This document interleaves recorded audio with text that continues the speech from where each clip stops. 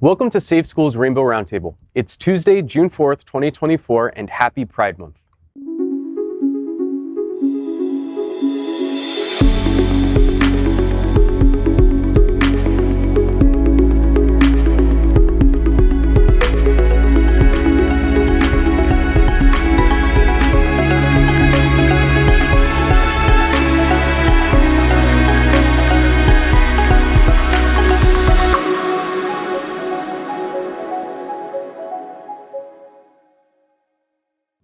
This is a special four-part series at the Rainbow Roundtable on queer grief and how this affects LGBTQ+ youth and students.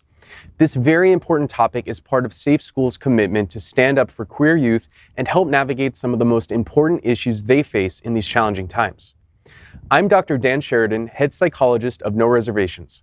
Joining us today for our discussion is the Director of Programming at the Children's Bereavement Center, Julissa Reynoso, podcaster and social media expert, Tiffany Williams, a member of the LGBTQ+ community, faith leader and pastor at United Church of Christ, Fort Lauderdale, Reverend Aaron Lauer, school educator, Kylle Summer, and Chief Operating Officer of Safe Schools and Pastor Harold Marrero.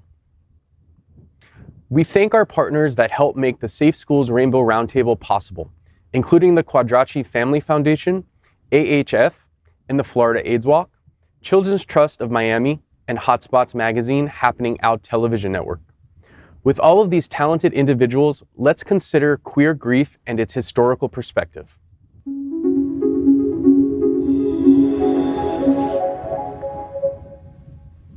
In our first segment, we'll be delving into the historical context of queer grief and trauma. Understanding this context is essential to grasp the depth and nuances of the grief experienced by LGBTQ+ individuals and communities. Historically, LGBTQ+ people have faced severe oppression and violence, from being harassed and brutalized by police, jailed, or even sentenced to death for simply being who they are, to the more recent hate crimes and acts of violence, such as the murders of Islan Nettles, Mark Carson, Jorge Steven Lopez Mercado, Sakia Gunn, Malaysia Booker, Matthew Shepard, and many others. These incidents are not just isolated events, but are part of a long history of systemic oppression. One of the most significant periods of collective grief in the LGBTQ+ community was during the early years of the HIV/AIDS epidemic. Hundreds of thousands of LGBTQ+ individuals lost their lives, exacerbated by the lack of governmental response and societal indifference. This period left deep scars and a lingering sense of loss that still impacts the community today. We also observe collective trauma, where an entire community is affected psychologically by acts of violence against its members. Even if they didn't directly experience the violence, members of the community might feel symptoms such as difficulty concentrating, loss of interest in activities, or feeling unsafe. The mass shootings at queer spaces like the Pulse nightclub in Orlando and Club Q in Colorado Springs are stark reminders of this collective trauma. These tragedies reverberate throughout the community, bringing back the pain of past losses and fears for the future. It's important to note that collective trauma and historical trauma are interconnected. When a member of the community is attacked, it isn't just the immediate impact that hurts. It brings forth a flood of memories of past violence and oppression. Microaggressions, such as homophobic slurs, can trigger these deep-seated traumas, making everyday life a minefield of potential triggers. For transgender individuals, particularly Black trans women, the threat of violence is even more pronounced. The collective grief and trauma they experience are more intense due to the frequent and disproportionate targeting they face. This intersection of identities can amplify the feelings of fear and sadness, adding layers to their grief.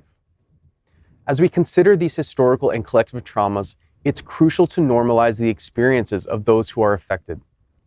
Traditional trauma definitions often overlook the impact on those indirectly involved, but research has shown that the pain and fear experienced by the broader community are valid and significant.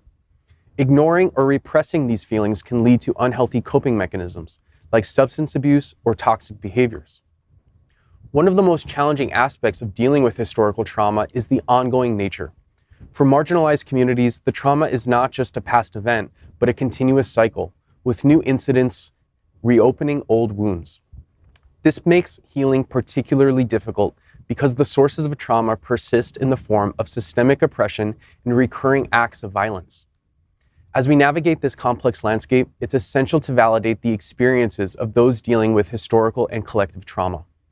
Listening, acknowledging their pain, and providing support are vital steps in their healing process. Every individual's reaction to trauma is unique, and their coping mechanisms will vary. Despite these challenges, the LGBTQ+ community continues to demonstrate resilience and find joy. They've learned to be vigilant, use their voices strategically, and support one another. This strength and solidarity within the community are powerful forces against ongoing oppression. Now, I'd like to open our floor to our panelists. How do you think historical and collective trauma have shaped the experiences of the queer community today? And what are some ways we can support individuals dealing with these deep-seated traumas?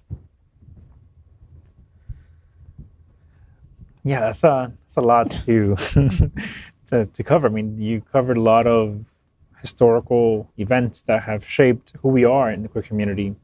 You know, for me personally, growing up in the 90s, in the shadow of the 80s and the AIDS crisis was very difficult. Not only because of the fear of HIV, which was still very much present in the 90s, but just the whole, you have this understanding that we've lost an entire generation of people, and how hard that must have been. And would that be my story? Would that be what will encounter as I become more and more comfortable with who I am as a queer person? And those were questions that were always in my mind from middle school to high school, things that I had no control over, and nor was I well informed about because of the family situation that I grew up in. But it was just there. It was a constant little reminder of like what a possible future for me might look like. I mean, I think about defining moments in my own life, and just hearing Matthew Shepard's name in the intro. I remember when his body was found. I remember it being a constant on the news. Mm-hmm. And I wasn't living in Wyoming. I was living in DC. I was an elementary school student. And I can remember the conversations with my grandparents just asking, wait, how did this happen? Why did it happen? Why are people so angry, right? And then seeing in 2008, the Hate Crimes Act passed in his name. And then recently, I think even a week ago, his mother, Judy Shepard, receives the National Medal of Freedom, right? And so it's this thing where I wonder, as we continue in a society that is not yet ready to live up to this idea of equality or justice or liberty for everyone, how many more Matthew Shepards we're going to see? How many more Judy Shepards are going to stand up for not just their children, but for all kids? And when are we going to decide that we've had enough? Yeah. Mm-hmm. I think that's a very valid point. I love, Dan, that you mentioned the ongoing aspect of this trauma. It's historical, it's ongoing.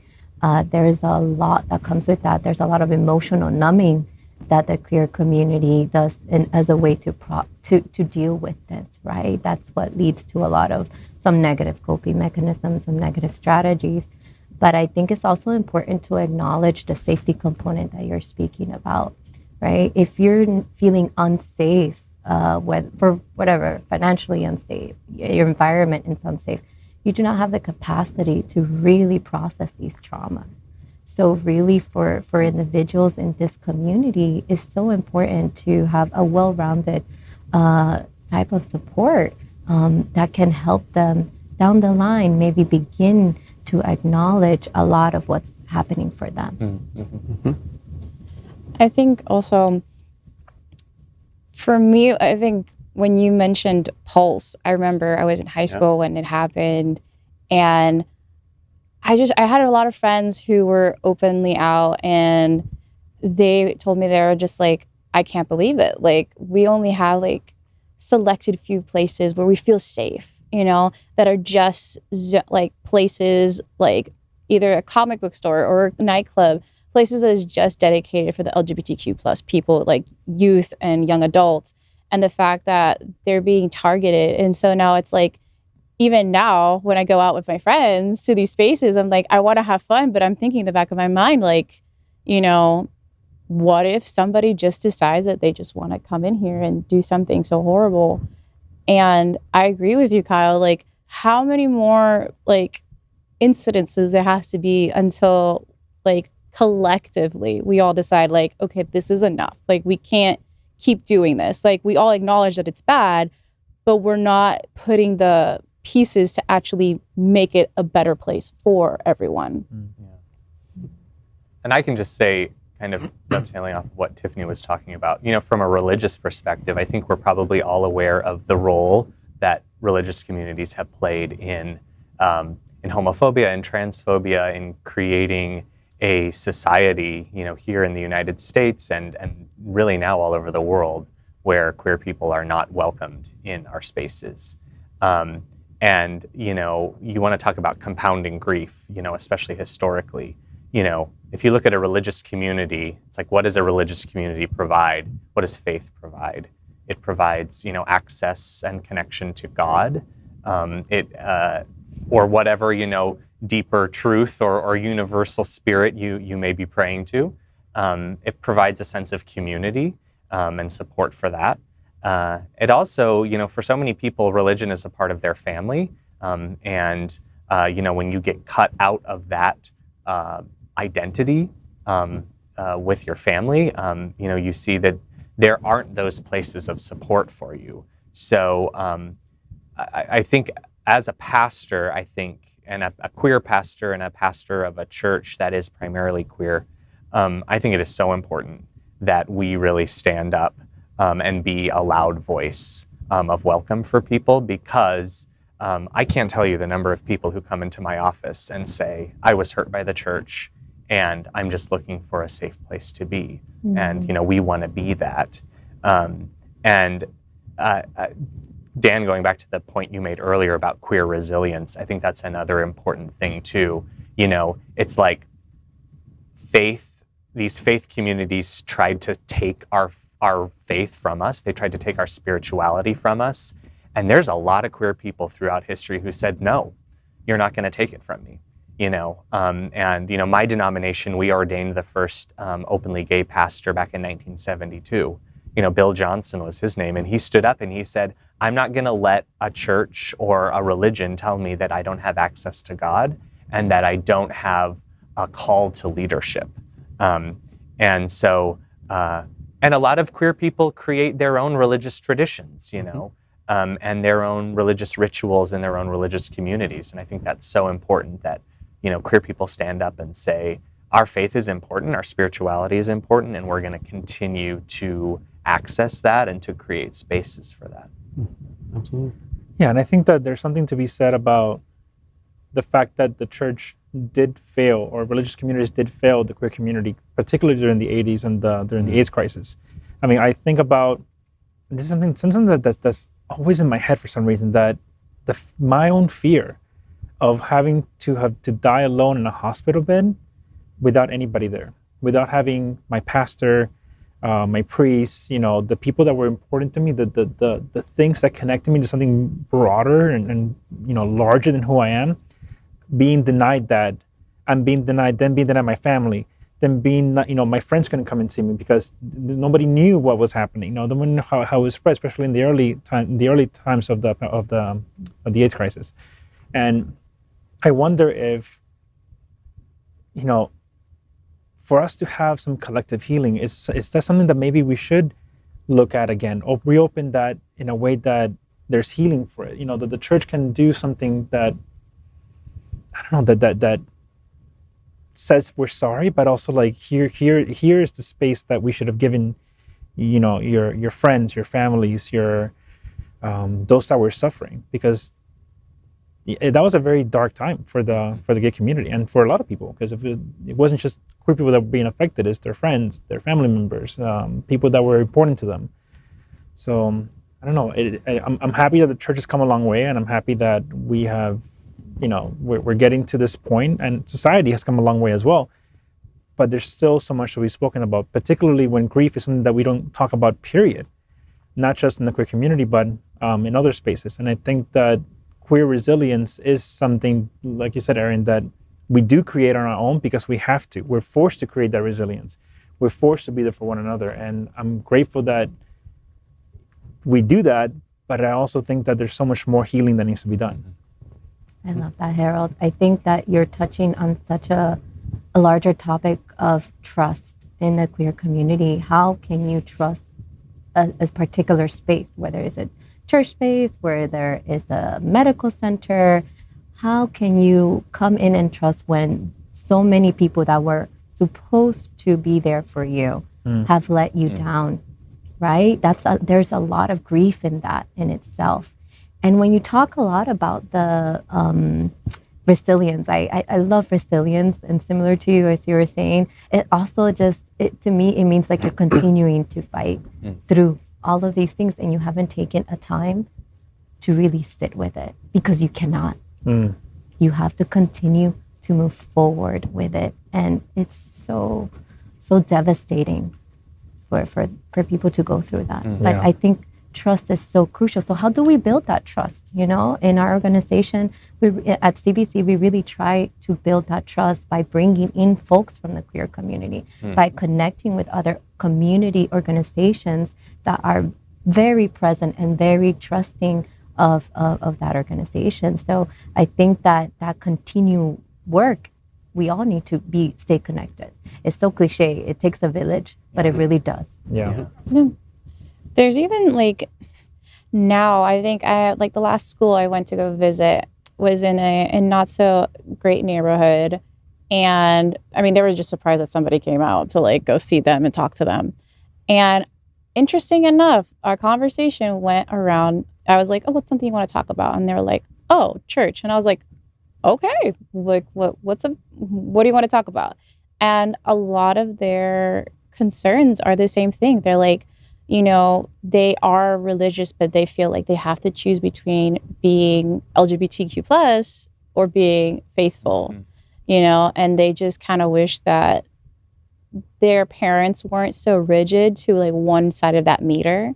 So they're also afraid of telling their parents yeah, I'm actually gay. And they're going to be like, oh, no, you're not, And I think another thing that they had mentioned to me, they basically just wish that their own pastors could just be like, that's okay. And we welcome you. And you're not a pariah, you're not shunned.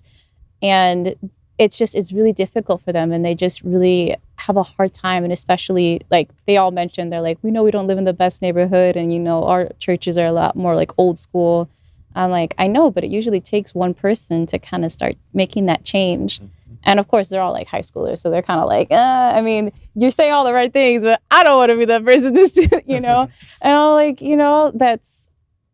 it just made me realize, I was like, maybe there's something I know not every teenager is religious, but for those who are faithful and they're looking for those spaces, I feel like, trying to see how do we connect these kids together? How do we kind of heal them? Because a lot of them feel ashamed for being who they are. And they just want to be able to be both and not have to choose. Yeah, if I can go back to something, Julissa, that you said, that when you talk about, those communities of support, in pastoral care, we always talk about, how do we get people to sit with their grief, to be in touch with their grief and get over the fear, basically, that prevents them from doing that. And a lot of times the fear is I'm going to get into my grief and there's going to be nothing there to support me when I'm there. And when you're told that God isn't going to be there to support you and you don't have a community there to support you, people are not able to access that. So I agree. I really think that faith communities, the queer community in general, how do we come together and create spaces where people can be held where they can access their grief and where they can be healed through that process. That's kind of a challenge for us as a wider community, I think. I think that's a great question that we can dive into more in the next segment. But I want to move us on and transition to our next segment, where we'll be hearing real life experiences of grief and resilience within the queer community.